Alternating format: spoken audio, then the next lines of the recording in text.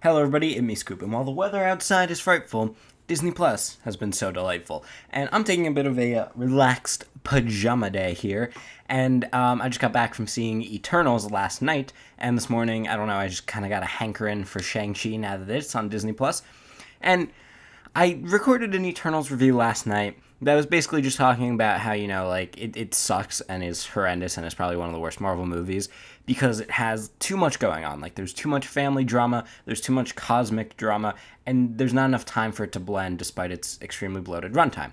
So, after watching Shang-Chi, I actually realized the movies are so much more similar than I'd never even considered. That was a good sentence I just put together there for sure. And so I actually sat down and I took some notes to compare the two movies and why Shang-Chi is actually one of the best Marvel movies in my opinion, and how it does what Eternals was trying to do infinitely better than Eternals ended up achieving. So I think I would just like to run through those somewhat quickly, hopefully, and, get my thoughts out there, see if you guys agree, because honestly, these movies are weirdly similar, but Shang-Chi is just infinitely better. So, to get some general stuff out of the way, I would say Shang-Chi, the action is a lot more creative and exciting than in Eternals. I mean, you have the bus sequence, you have the scaffolding sequence on the side of the building. Yes, the movie is kind of gray, but I mean, all Marvel movies really are, it's just how they're color graded. But Shang-Chi does do a good job of injecting some color compared to other movies. It's also incredibly well shot, not even just for a superhero movie, like in general, there are some beautiful shots in this movie. And I really enjoyed it, especially during the action sequences. Overall, it's just a well-paced and really fun, creative movie with plenty of drama and some humor, and the acting was also pretty good. I mean, there are a couple of lines that probably could have used another take or two. She was gone, and we needed you, but you chose those damn rings over us! But overall, it's pretty good. Then we have Eternals. So, Eternals. This movie is really long and really boring.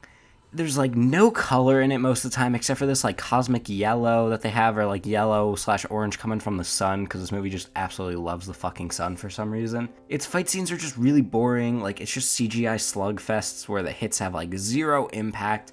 Kumail Nanjiani, I'm so sorry, I just butchered that name horrendously, and he was actually by far my favorite part of the movie. His little finger laser things whenever they hit something literally felt like getting slapped with a laser pointer. There's just no impact there. There's really not any good jokes. I think I laughed maybe once in the 2 hours and 35 minutes this movie offers, so that kind of sucks.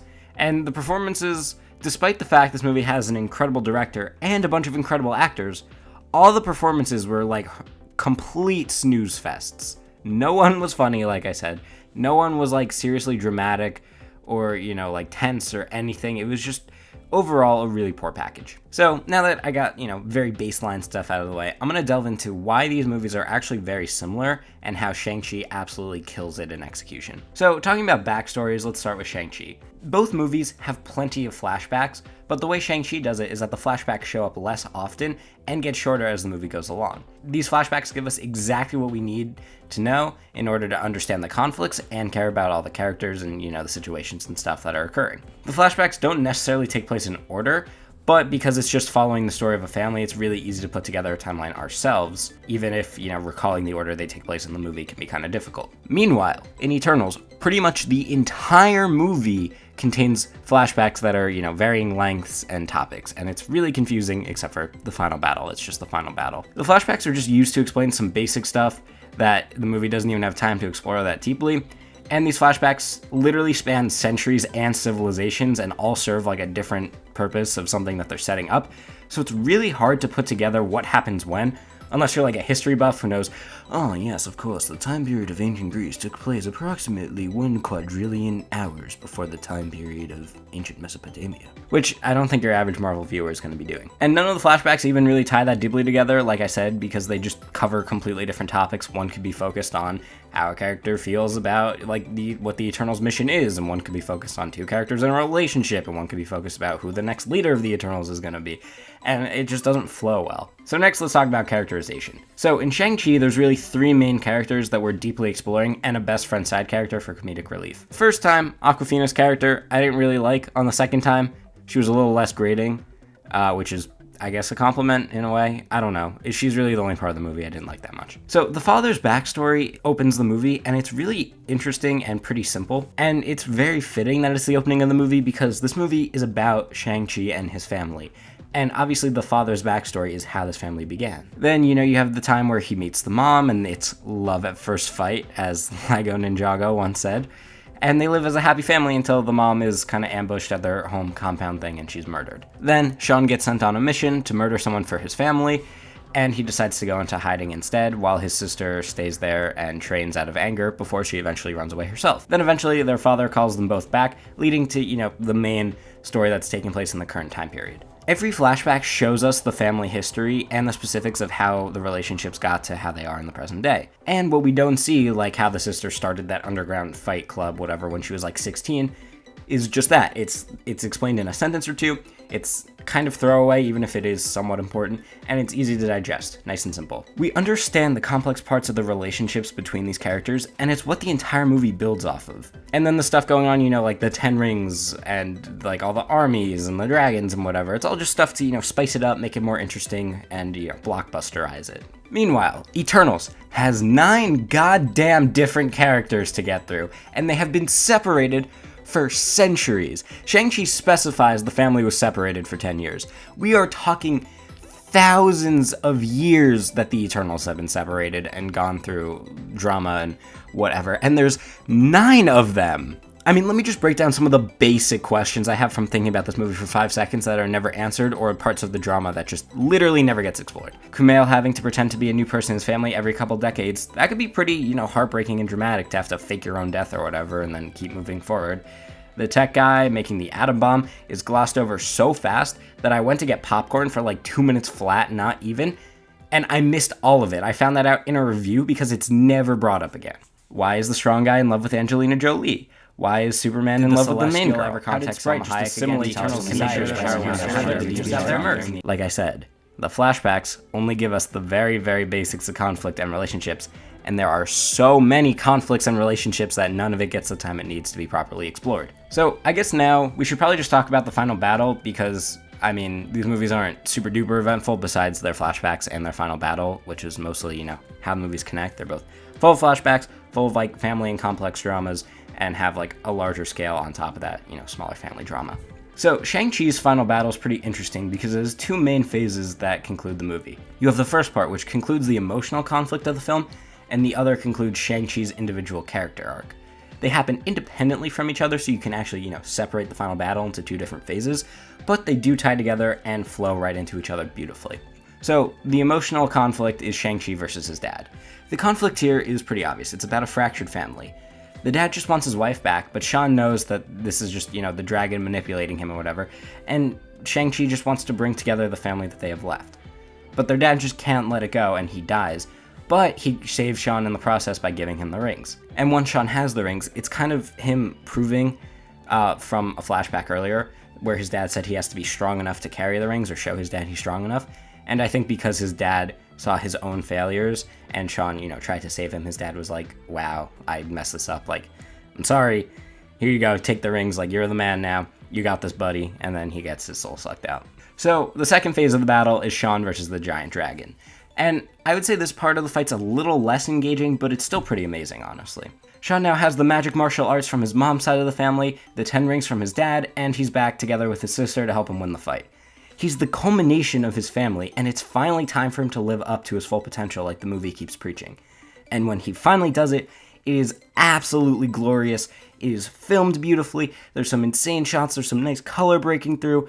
It's just really cool and exciting, and I absolutely love this sequence. And then, you have the armies in the background for the entire fight, but it's mostly just set dressing, and like I said, just spice it up, and it gives the conflict more space because you can cut between like 2 dragons mauling each other in the air and then, Awkwafina shooting a bow and arrow, so it's nice.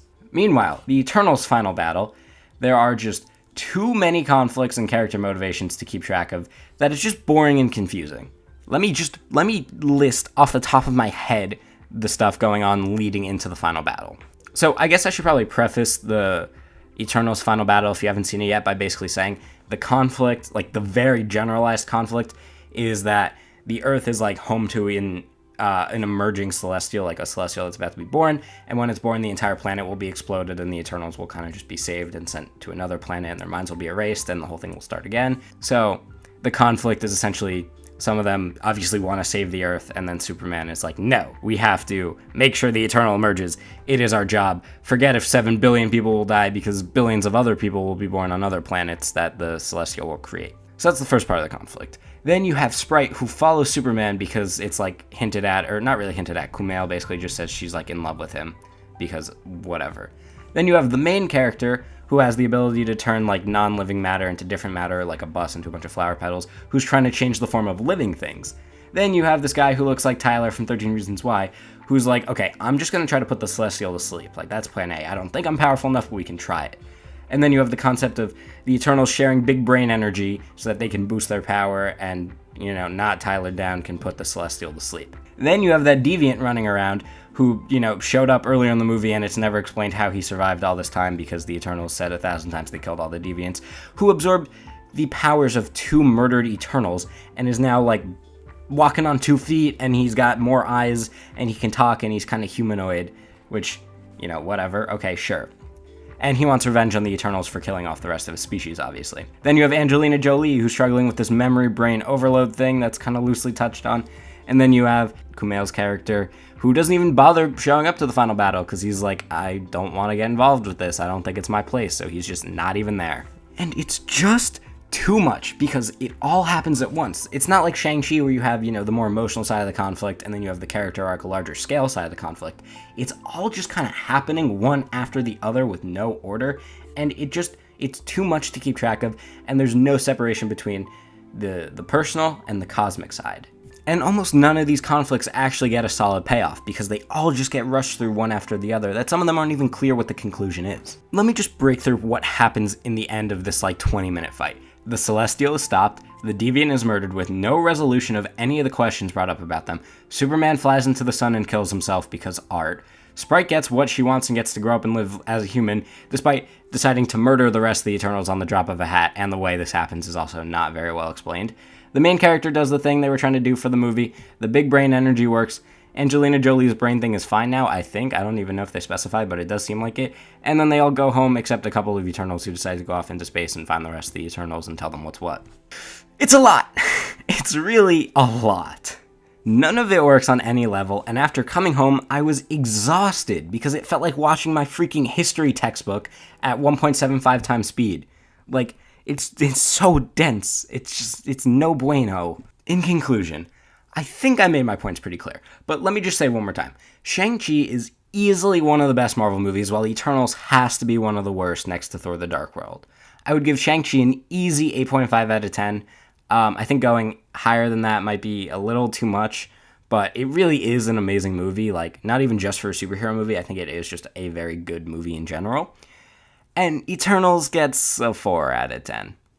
And honestly, it is so bad that I would give it like a 2.5 or a 3, but like Marvel CGI is just so good, and there are some actually stunning shots of like the environment and the world in this movie that just the production value is too high for me to rank it any lower, but it's just so wasted on such a terrible movie. Okay, keep it crispy.